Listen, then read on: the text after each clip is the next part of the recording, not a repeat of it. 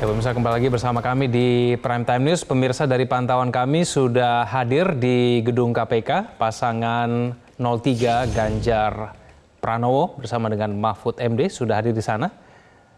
Begitu juga dengan calon presiden dan calon wakil presiden nomor urut 1 Anies Baswedan dan Muhaimin Iskandar. Sedangkan Prabowo Subianto dan Gibran Rakabuming belum terlihat hadir. Namun informasi yang kami dapatkan, ketiga paslon ini berkomitmen untuk hadir di gedung KPK pada hari ini untuk menyampaikan adu gagasan mengenai pemberantasan korupsi. Ya, inilah situasi dan kondisi terkini di gedung KPK. Tampaknya teman-teman awak media masih menunggu kedatangan dari paslon nomor urut 2 Prabowo Subianto dan Gibran Rakabuming Raka.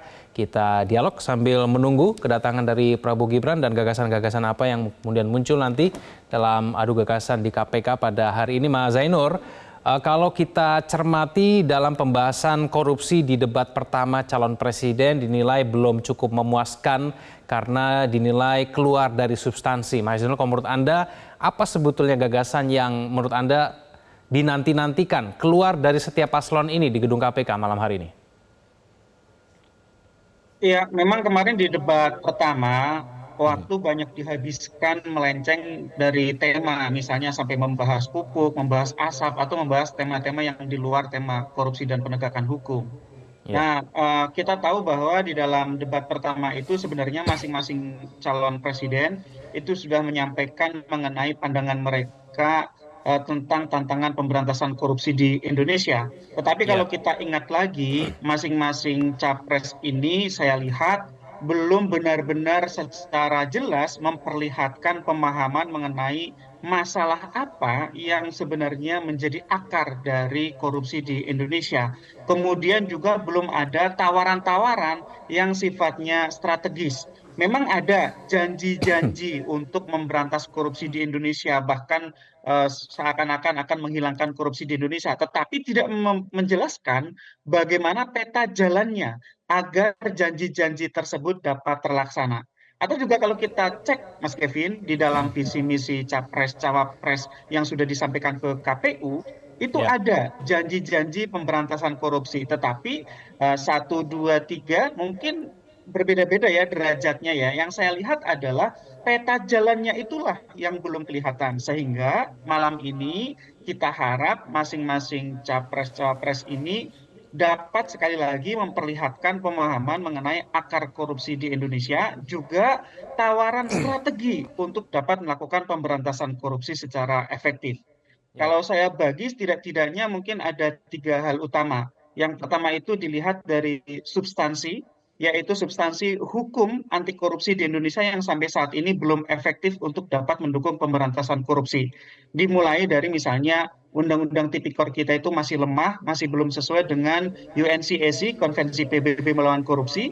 Yang kedua, belum punya undang-undang perampasan aset hasil kejahatan, undang-undang pembatasan transaksi uang kartal, juga undang-undang lain yang dibutuhkan untuk mendukung efektivitas pemberantasan korupsi. Jadi saya harap masing-masing capres nanti dapat menyampaikan apa pandangan mereka mengenai kelemahan undang-undang di Indonesia sehingga sampai sekarang Oke. korupsi seakan-akan terus terjadi tanpa ada rasa takut dari para pelaku. Yaitu tadi, misalnya Ya. dari pemberantasan perampasan aset hasil kejahatan, itu tidak ada ketakutan dari para pelaku tindak pidana korupsi karena mereka masih dapat menikmati uang hasil kejahatan kalaupun misalnya sampai ketahuan. Jadi dari yang Ya. pertama itu, Bang Kevin, kita akan lihat pemahaman capres-capres mengenai substansi hukum tentang korupsi. Oke. Yang Mas kedua, Zainur, meskipun dari sisi strukturnya. Ya, Mas Zainur, Ya, meskipun Mas bukan Kevin. satu-satunya, tapi pemberantasan korupsi itu diidentikan dengan KPK begitu. Nah, ini kalau kita bicara mengenai KPK ini sendiri, Mas Zainur, ini kan ada sejumlah masalah di KPK begitu ya, ketuanya kemudian tersangkut kasus suap, lalu kemudian anggotanya ada yang terlibat kasus pungli, bahkan ada kasus pelecehan seksual terhadap istri tahanan di sana. Nah, kalau menurut Anda apa yang kemudian bisa dilakukan oleh para capres ini untuk memperkuat badan KPK? Persis, Mas Kevin. Jadi yang kedua adalah struktur hukum, yaitu lembaga-lembaga penegak hukum beserta dengan instrumennya. Seperti misalnya adalah KPK, Kepolisian dan Kejaksaan. Pertama kita bahas KPK. KPK sejak 2019 sampai sekarang menjadi lembaga yang tidak lagi dipercaya oleh publik. Kalau dulu KPK adalah salah satu lembaga yang paling dipercaya oleh publik, beserta biasanya dengan TNI. Tetapi sekarang berdasarkan survei berbagai lembaga survei maupun media massa, KPK kehilangan kepercayaan publik karena dirundung masalah-masalah di internal KPK yang justru masalah itu adalah masalah korupsi, seperti ketuanya menjadi tersangka, ada pungli, ada pelecehan, ada Ya. tindak pelanggaran kode etik dan lain-lain. Sehingga dari struktur hukum ini yang ingin kita dengar dari para capres ini adalah bagaimana strategi mereka. Yang pertama adalah untuk mengembalikan marwah KPK menjadi lembaga negara yang bersih dan efektif melakukan pemberantasan korupsi.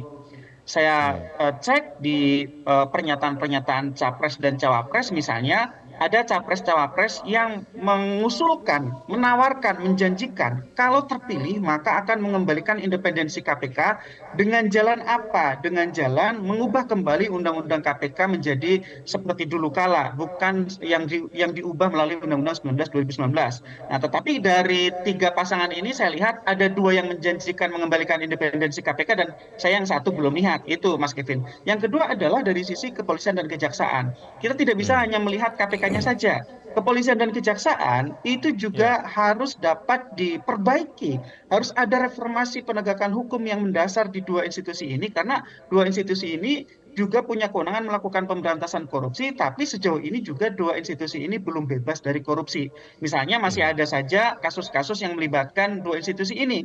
Kemarin kita masih dengar ada jaksa yang bermain perkara kemudian ditetapkan Ya. jadi tersangka, kemudian juga belum lama juga ada anggota polisi yang ditetapkan menjadi tersangka dalam kasus korupsi. Bahkan di masa pandemi kemarin ada dua orang perwira tinggi yang menjadi tersangka dalam kasus suap. Artinya memang kita akan mengharapkan masing-masing capres ini punya tawaran, tetapi tidak hanya Ya. sekedar janji, tetapi juga strategi jalan agar janji-janji itu bisa terwujud. Bagaimana cara untuk melakukan reformasi penegakan hukum. Itu Mas Kevin.